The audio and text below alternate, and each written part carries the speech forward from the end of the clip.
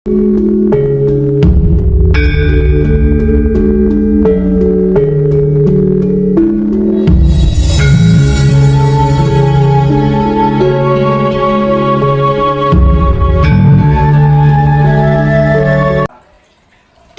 ini sudah yang namanya diiming-imingi yang sifatnya hedonisme itu tadi. Jadi mencari hal yang sifatnya kematerian itu untuk menghindari sifat-sifat yang menyakitkan. Menyakitkan itu nek kita ada di kondisi ekonomi rendah, akhirnya kita dihina orang, diri kita tidak mampu untuk ini itu akan kesulitan. Akhirnya terciptalah hedonisme. Itu adalah yang namanya sistem yang dibuat oleh negara yang bukan dari negara kita. Nah itu, dan kita kalau kita akan menuruti dengan gaya hidup seperti itu terus, ya nggak akan terjadi yang namanya perdamaian atau keadilan. Saya keadilan ini dia. Banyak orang susah sana, yang sing seneng saya seneng, sing ora penak saya tidak, sing sugih saya sugih, sing melarat saya rekoso, mesake kan gitu. Nah itu yang sifatnya hedonisme, karena pengaruh dari kapitalisme. Kapitalisme terbangun dari imperialisme, akhirnya terjadilah individualisme dan konsumerisme, ya kan. Akhirnya mengeluarkan produk-produk konsumerisme itu tadi, kita melakukan pembelian, ya kan, meningkatkan gaya hidup, ya kan, bahwa segala sifatnya kematerian itu akan menjadi sebuah peningkatan derajat di dalam diri kita, hidup kita di mata manusia, tapi bukan di mata Tuhan, kan menurut gitu kan.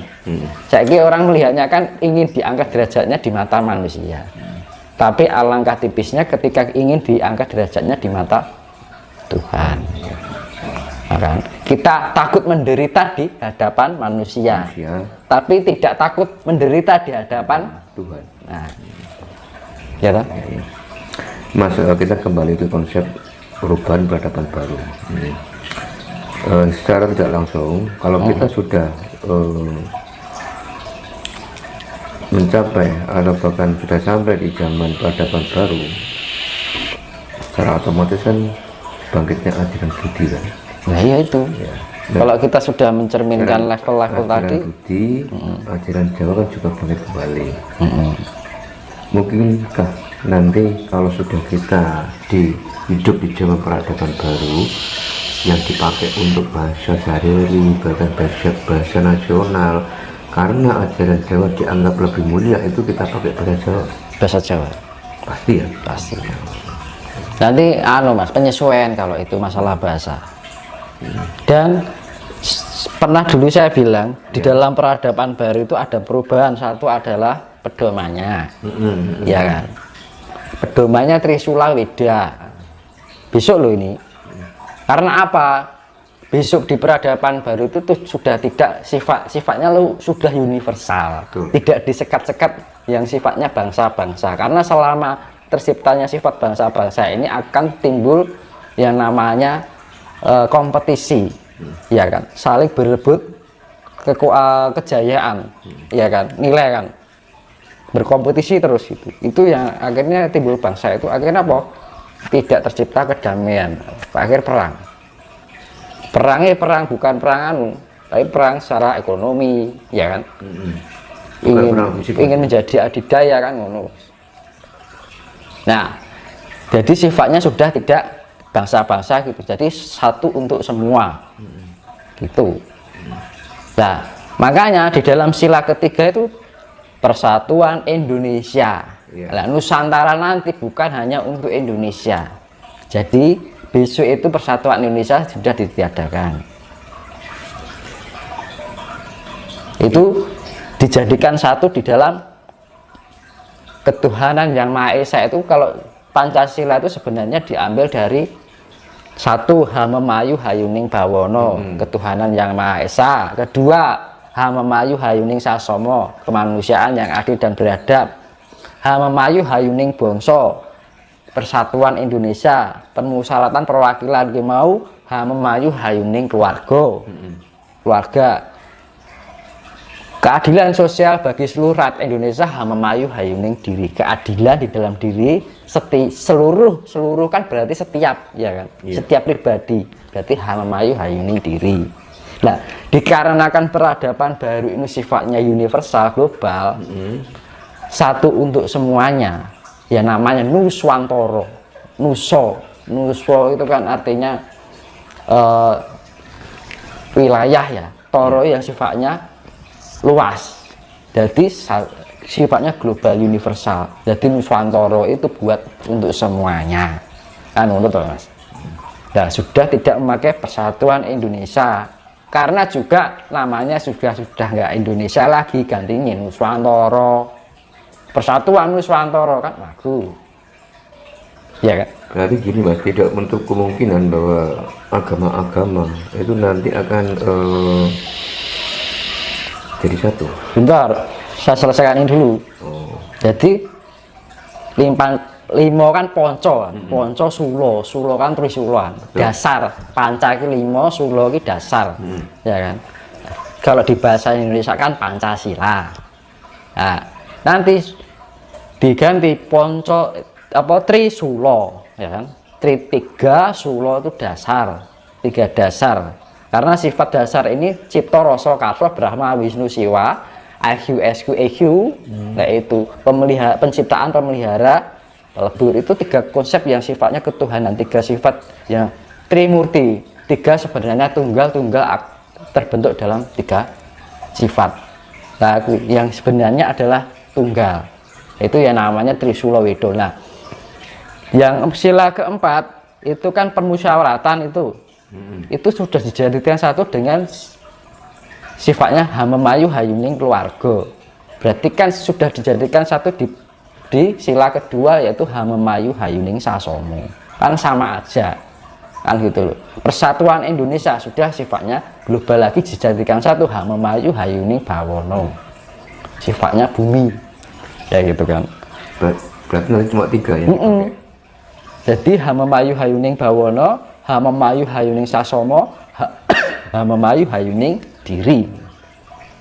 Ya, memayu diri itu berlaku untuk setiap pribadi. Kan keadilan sosial bagi seluruh rakyat Indonesia, bagi seluruh berarti setiap pribadi manusia. Ya, tak? Jadi hanya menjadi tiga yang namanya Trisula Wido. Ya. Wido itu yang sifatnya memberikan ajaran yang sifatnya mendasar tentang ilmu ketuhanan atau ilmu alam kesemestaan. Nah, terus gini Mas, terus untuk tata ketatanegaraan bagaimana nanti? Nah, untuk ketatanegaraan sama tata pemerintahan kalau kita sudah masuk ke zaman perubahan baru itu bagaimana? Berubah total. Berarti nggak ada sistem presiden. Jadi, nanti personilnya sudah ganti semua. Lah orang murka kan pembersihan angkara murka. Lah mayoritas pelaku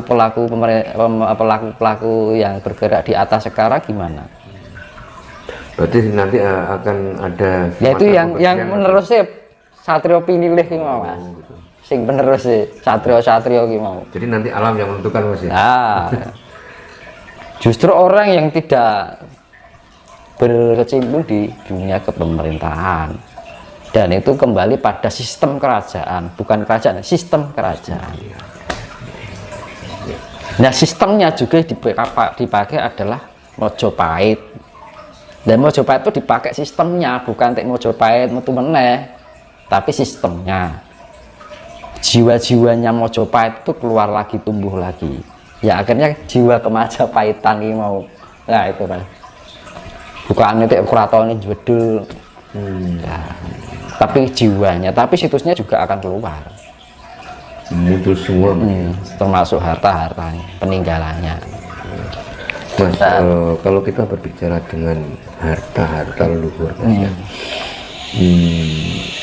apakah itu sifatnya itu materi dan bisa dilihat dengan kasat mata, apa bagaimana Mas? Kalau sekarang ya belum ditampakkan secara kasat Mas. ada yang sifatnya kasat, non kasat, ada yang sifatnya kasat.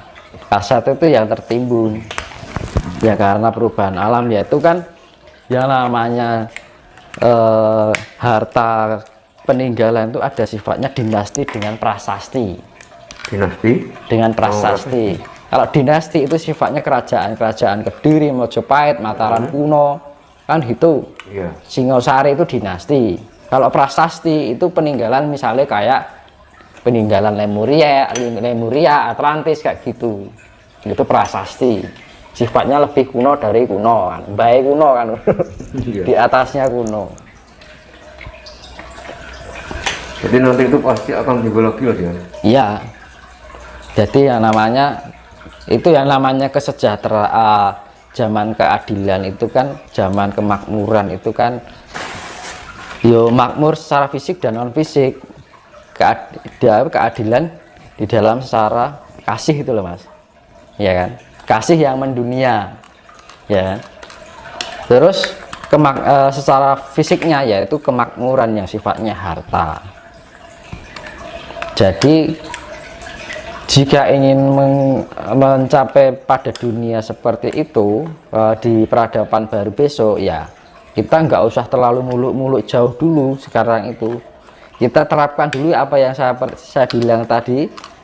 Ojo nanding sariro, ojo ngukur sariro, kudu bisa tepo sariro, mawas diri dan mulat sariro. Kalau sudah bisa menjalankan itu, walaupun kita berada di dalam kehidupan kesederhanaan yang sekarang, kita bisa melewati zaman